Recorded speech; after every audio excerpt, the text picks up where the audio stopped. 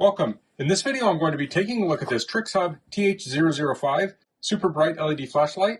So this was provided to me by the distributor, but they're not compensating me for this video and they're not reviewing it before I post it. If you find this video helpful and you want to purchase one of these, I'll put a link to it in the description. And if you use that link, it helps me out a little bit and doesn't cost anything extra.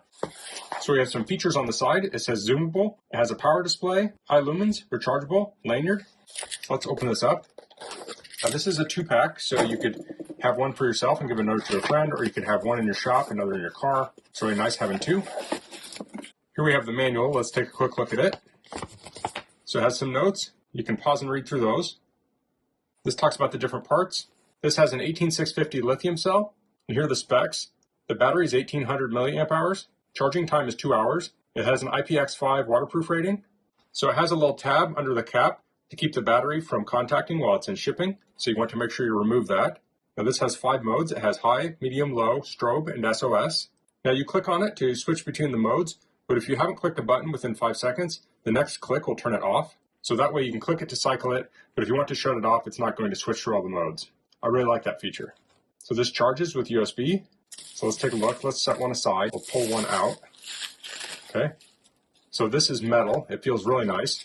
And it comes with the USB Type-C charge cable. So it has 2 notes telling you to take that cap off. They really don't want someone sending these back because they didn't read that. Cut the tag off. We'll peel the sticker off. So I'll unscrew this. Now it has a lanyard already attached to it.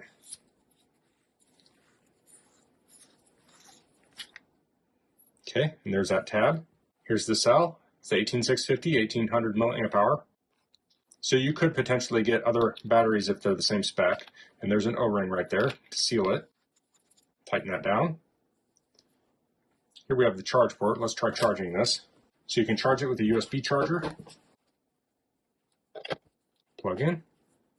Okay, so we have that display there saying it's charging. So it says 81%, has a little lightning bolt, and it's currently charging at 0.48 amps, so about a half amp. Now the rate of charge can vary depending on the state of charge of the flashlight. So we're pretty close to being full there. Pull that off. I'll put the rubber back on.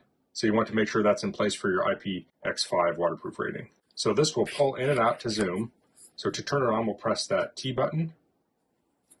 And now you can see we can vary the focus of this. So I'll press the next mode. Okay, it turned off because it had been 5 seconds. Press it again. So there we have medium. Now you're seeing it flashing on the camera. I don't see that in real life. It's flashing too fast for me. I'll press it again, turns it off. So high, medium, low. So that's the low mode. Then we have the strobe mode, and then we have SOS. So if you're lost in the woods, you could put this on SOS and set it up in a tree, or you could turn it on that strobe mode. And actually, if you shine that up into a tree, that'd probably illuminate all the leaves, and then you could probably see it from all directions. But this is not a survival video. I'm just giving an example. So if we look in the end here, we can see that chip, the LED chip, and if we pull it out, you can't see it because it's out of focus. So I'll turn off the light, and then we're going to do a close-up test with it, and then later we'll do a long-range test. Okay, so my camera is about 4 foot from the corner of this room. The right side has a little bit of ambient light coming from the back. The left is a little bit darker. But I can turn this on so we can see the pattern. So we have a very round pattern, and this is the widest view, and that's a couple feet around. And it's very even in the middle, and we have a little bit of yellow on the edge. I'm saying this because I don't know how well it's coming through on camera. But there's a little bit of a yellow ring, which doesn't bother me. I really like that even light in the middle. That's the part I'm going to use. So if I want to zoom out, I'll pull out on the lens, and that will tighten it down, and now we have a small dot. So we have it wide, and we have it small. So if we're looking at something far away, we could have this. If we're doing something up close, we could have it like this. So if you're camping and you're cooking dinner, you might hang this from a dining tarp shining down, and this will give you really good light. If you're looking at something in the woods, you can zoom that out. So let's take a look at this on my bench. So here I'm around 4 foot in the air, and that's lighting up the bench really nice. So this is very bright light. I can easily see this. And then if I zoom in, we have that spot. Now that's actually too bright for me. It kind of glares in my eye. But that's not how you would use that. You'd have it in the wide mode. Let's try the lower settings. So this is high, medium, low. So even on low, this is fairly bright. I mean, I can easily read that. So if you want to get longer runtime, you'd probably want to run it on low. Now I'm going to find some other situations where we might use this, and we'll go test this out some more. Okay, so I'm standing at the end of my 50-foot driveway, and I'm pointing back towards the garage doors. So here I have the light on, and you can see it lights up pretty much the whole driveway.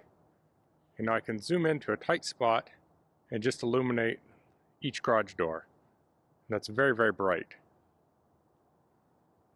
Now that's on the high mode. Let's go to medium. So medium's still fairly bright. And here's low. Even with low on the spotlight mode, you have quite a bit of light there. So if there was an animal lurking in the distance, and you shined it at it, you could probably identify it pretty good. Now when you spread that out, it's going to be quite a bit dimmer. So depending on what you're doing, you may want a brighter light than the dim mode. And there's the bright light again. Okay, so now I'm in my garage and I have my car in front of me and we're looking at the wheel. So I'll turn the flashlight on and here we can see the wheel. So this is on bright and this is the wide angle mode. And then here we can narrow it down. And I'm, I don't know, maybe 4 foot away. So if you're changing a flat tire, this is all the way. You could probably narrow it down to about like that, and you could probably set it on the ground. Let me set it on the ground to see what it would look like.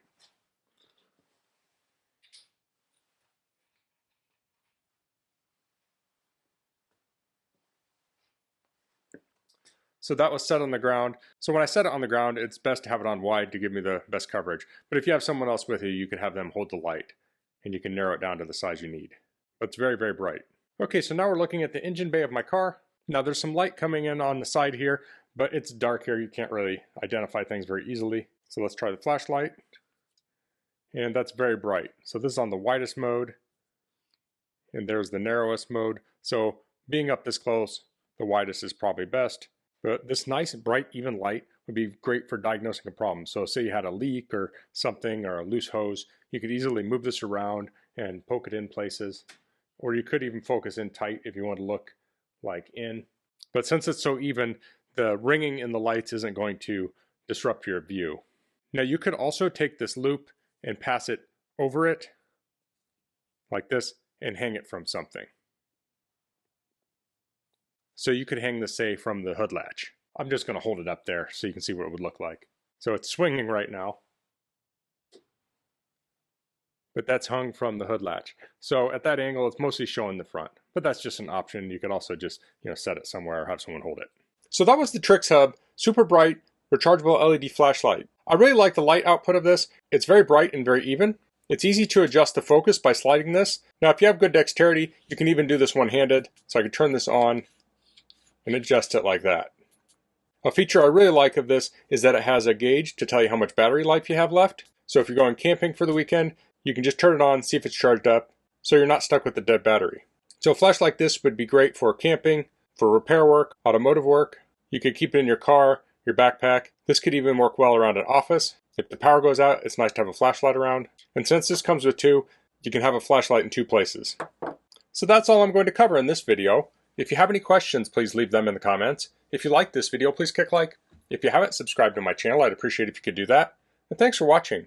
Until next time, goodbye.